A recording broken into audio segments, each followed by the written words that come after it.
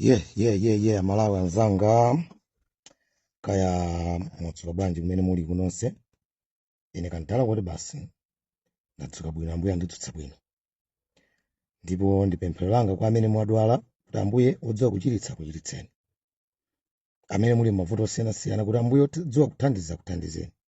Amene muli pa ulendo tikupemphera kuti ambuye odziwa kuteteza kutetezeni. Ine kantala kuti basi ndili pano kuti tigawane zogawana zimene zikuchitika m'dziko muno, zimene zikuchitika kwina kulikonse. Ena mwapempha kuti yakantala kuti basi kuzikambaso zimene zikuchitika ku Malawi ngati uli ndi information. Tizifotokoza zimene zikuchitika dziko lija lathu, dziko linonso tili kuno tili ndifa Malawi tokhatokha. Amalawi nsakutayiseni nthawi.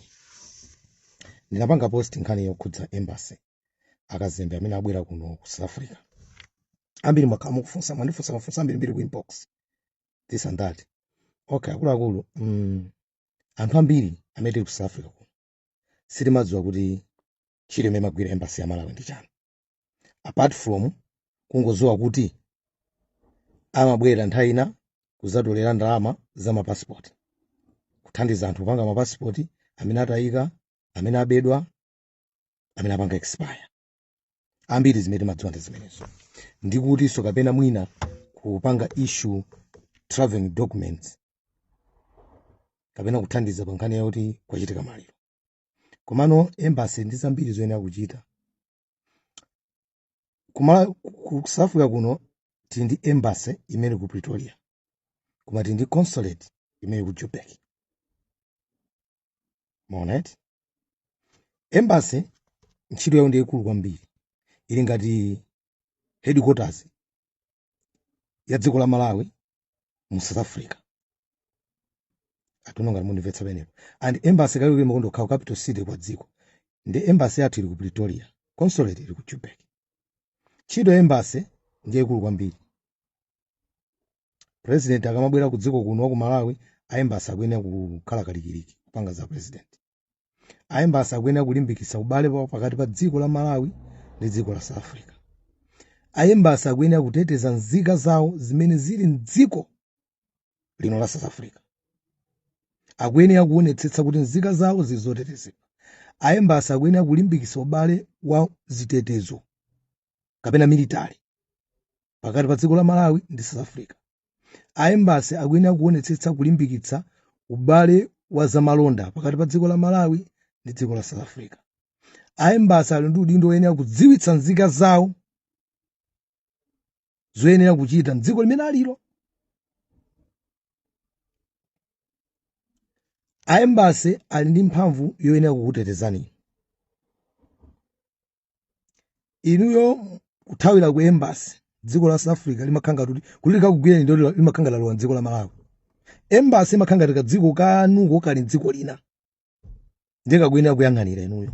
Komanso embassy yathu imene ili ku Pretoria imang'anira Botswana, Lesotho, Mauritius, I think maiko amenewo.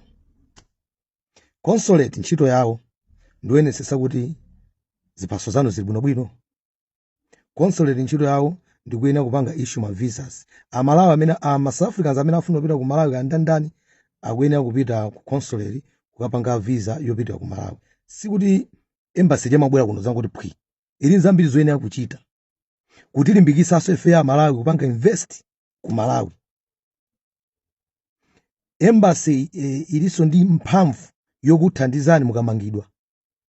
Mukakhala ndi mulandu ku South Africa kuno, embassy ndi mphamvu yokuthandizani kupeza legal counsel. Embassy ili ndi mphamvu yokuthandizani kupeza medical treatment, emergency medical treatment. Zimenezozo zili m'malamulo awo a embassy a Malawi. So ndingokamba za nkhamba kamwe. Pachefe pano sitimakamba zongokamba. Embassy ili ndi mphamvu yoonetsetsa kuti Amalawi mukukhala bwanji m'dziko muno. Mukukhala muyenerera olongati wamangidwa kodi kundende uliko ukupeza chithandizo choyenerera. Koma Amalawi ambiri limangozoti embassy imabweza panga za passport. Sinkhani yokhala pali zambiri zoyenera kutani embassy kuchita. Sindikulamula, sindikukalipa, sindikunyoza. APM ndi mkulukuta moyo amene chakuzoa chimene akuchita ena muti ayi atumiza anthu ambirimbiri sanatumiza anthu ambirimbiri anthu abwera anthu ochepa 6 anthu ochepa ndipo dziko lino la South Africa sakuyenera kutumiza anthu 6 okhawo chifukwa ngati pali dziko limene lili ndi anthu ambiri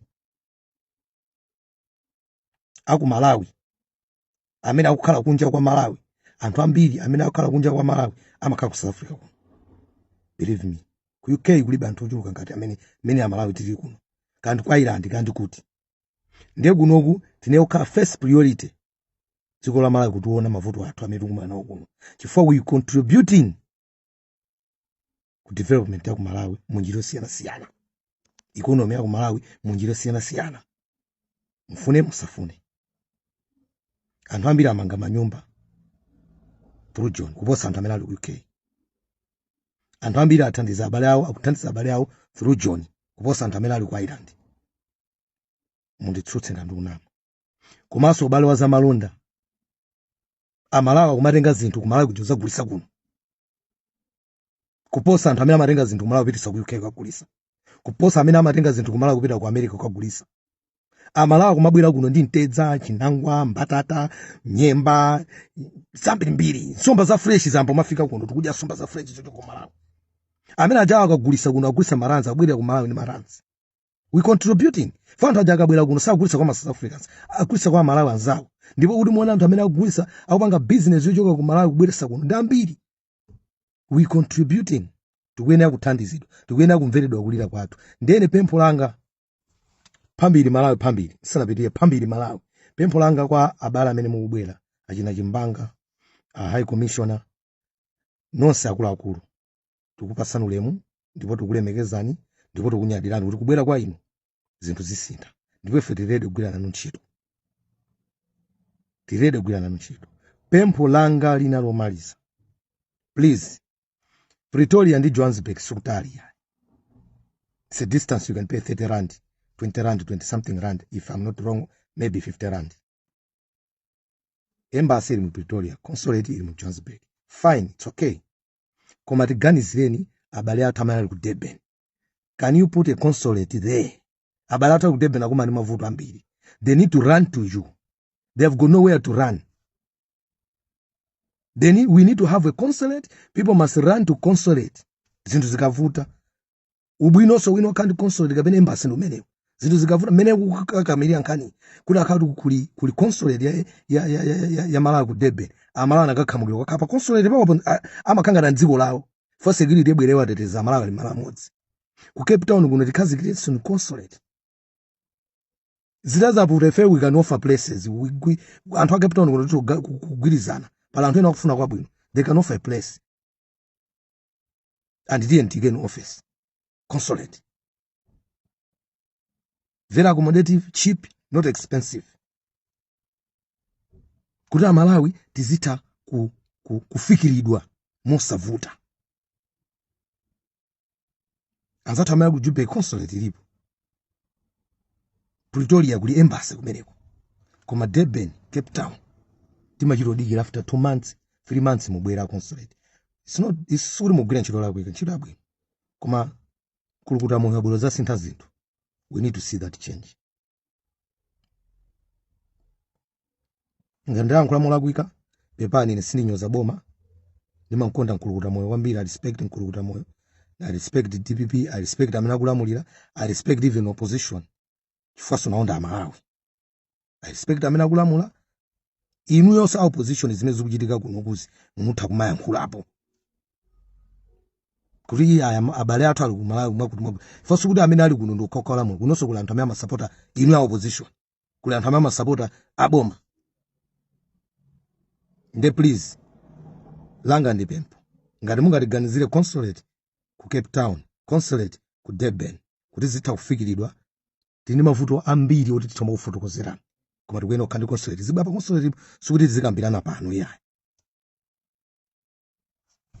phambiri Malawi phambiri ine kandala kodi basi kandala kandevu za silver kandala kandevu za golide kandala kandevu za mukuteza cha aluminium mkubwera tu maina ina ndo machita kuiwala akulu ndima kunyadira na Malawi ndikubwera ndi update yakuno nonso pano ya ku South Africa kuno zomwe kwambiri.